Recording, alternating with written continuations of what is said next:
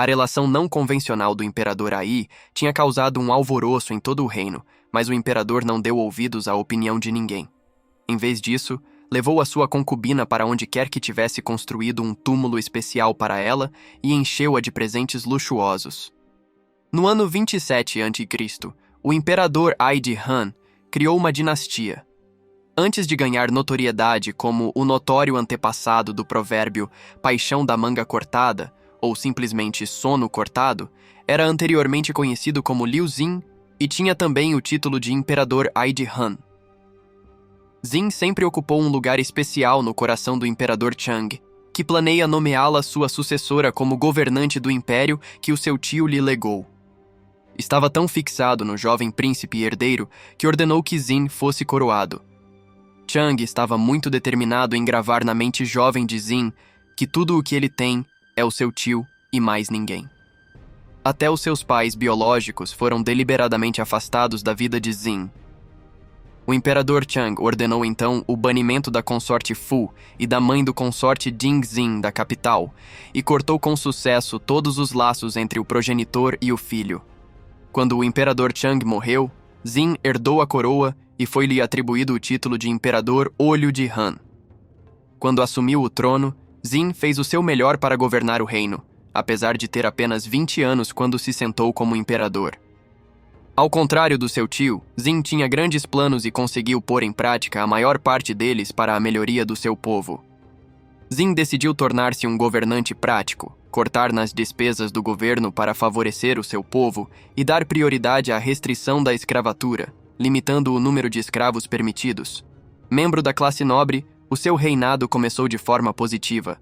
Foi logo bombardeado por controvérsia quando a sua família disfuncional entrou em cena. Apesar da sua ascensão ao poder, ainda há membros da família Chang que não estão satisfeitos com o facto de ter sido atribuído o título a alguém que não é descendente direto do anterior imperador. Ao mesmo tempo, a família em que ele nasceu manifesta a sua insatisfação pela falta de reconhecimento e de título. Para resolver este conflito, a sua madrasta, a imperatriz viúva, recebeu o título de imperatriz. Esta manobra de diversão foi útil, mas não apropriada, especialmente considerando como alimentou o fogo da hostilidade entre o clã Wang e o clã Fu. Um indivíduo chamado Dong Xion, um jovem, entrou na vida do imperador no meio de todo o caos. Wang chegou à conclusão de que a família biológica de Xin deveria receber títulos próprios, a fim de demonstrar inclusão e apreciação para o benefício de todas as partes envolvidas. É interessante notar que o imperador I não foi o primeiro rei da China antiga a ostentar abertamente o facto de ter uma concubina ao seu lado. No entanto, ao fazê-lo, estabeleceu a história. Este é um facto que deve ser tido em consideração. Foi por volta do ano 4 a.C. que tudo começou. Na altura, Dong Xion tinha apenas 19 anos, era um simples oficial da corte e estava casado com uma mulher. Nessa altura, as pessoas prestavam atenção a Dong Xion porque ele estava a receber um número extraordinário de promoções do imperador I. Pouco depois, Dong Xion e sua esposa receberam permissão para ficar no Palácio Imperial. Mas espere, há mais. Parecia que Dong Xion estava a progredir na sua carreira a cada novo dia que passava. Para além disso, o imperador ordenou que fosse construída uma residência luxuosa para uso exclusivo do casal. Os residentes do reino foram, mais uma vez, provocados a uma grande discussão devido a este facto. Apesar das reacções dos seus súbditos, é importante salientar que, durante a época em questão, era habitualmente considerado apropriado que os imperadores mantivessem uma concubina masculina. Tradição entre os homossexuais masculinos. Brett Hinch, um historiador, descobriu no seu livro intitulado Passions of the Cut Sleeve, The Male Homosexual Tradition in China, Paixões da Manga Cortada, a tradição homossexual masculina na China, que 10 dos imperadores que tinham governado anteriormente durante a dinastia Han eram abertamente bissexuais. E continua, citando o Shiji da seguinte forma: aqueles que serviam o governante e conseguiam agradar-lhe aos ouvidos e aos olhos, aqueles que captavam a atenção do seu senhor e ganhavam o seu favor e intimidade, não o faziam apenas através do poder da luxúria e do amor.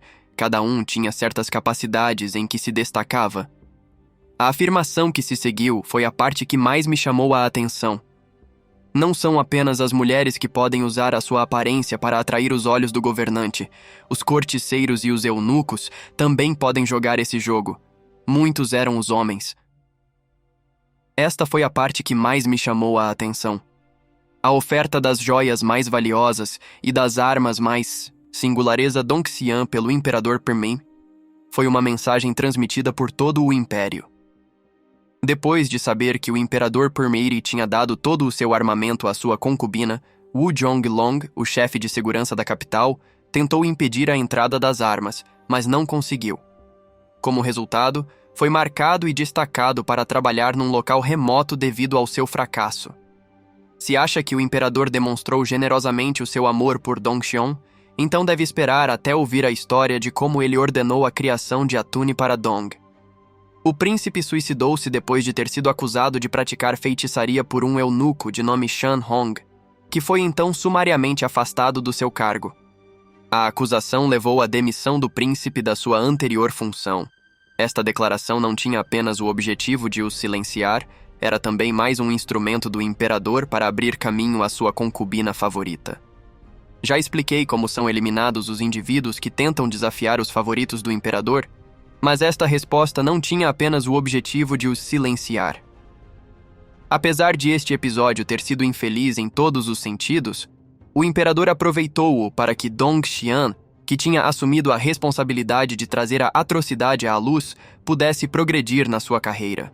No ano seguinte, Wang Jia, que na altura desempenhava as funções de primeiro-ministro, escreveu uma longa carta na qual descrevia em pormenor as suas preocupações com a ligação que existia entre o imperador e Dong, bem como o que poderia acontecer no caso de a concubina morrer antes do imperador. Nem mesmo o tio do imperador, Jing Ming, responsável por todas as operações militares do império, foi poupado. Após a fabricação de provas, Wang Jia foi condenado à prisão. Dongxion substituiu Wing Sei e permaneceu no cargo durante cerca de 1 ano, antes de sucumbir a uma doença não identificada e falecer. O imperador publicou então uma proclamação na qual proclamava a sua fé inabalável em Dong, como se a elevação em si não fosse suficientemente substancial por si só. Durante o pronunciamento, ele proclamou que o céu deu-te para seres o ajudante da dinastia Han. Estou ciente do compromisso que assumiste. Tenho grandes esperanças de que sereis capaz de assumir o leme dos assuntos imperiais mais importantes. A opinião pública opôs-se, porque considerava a aparência e as palavras do imperador assustadoras. Apesar de outras pessoas terem tentado afastar Dong da vida de Ai, ele permaneceu ao lado do imperador, apesar de Ai e Dongxion tomasse o trono. Imediatamente, ela pegou no selo imperial para impedir Dongxion de assumir o controlo. Depois disso, Wong Mong usou o seu poder para incriminar Dong e acusou-o de não ter atendido às necessidades dos olhos, o que acabou por provocar a sua morte. Pouco tempo depois, foi banido do palácio e despojado dos seus títulos, o que levou Dong e a sua mulher a suicidarem-se. Dong nunca chegou a ser sepultado no túmulo de luxo que o imperador Pinmili construiu. Em vez disso, Wang Mong mandou-o enterrar na prisão e toda a família Dong foi banida e deserdada de todos os seus bens. Muitas pessoas têm opiniões diferentes sobre a relação entre o imperador Ai e Dongxion, mas uma coisa é certa. A sua história deixou uma marca tão profunda na história que sempre que se vê uma manga a ser cortada, recorda-se deles e da relação que partilharam. Obrigado por assistir. Adeus.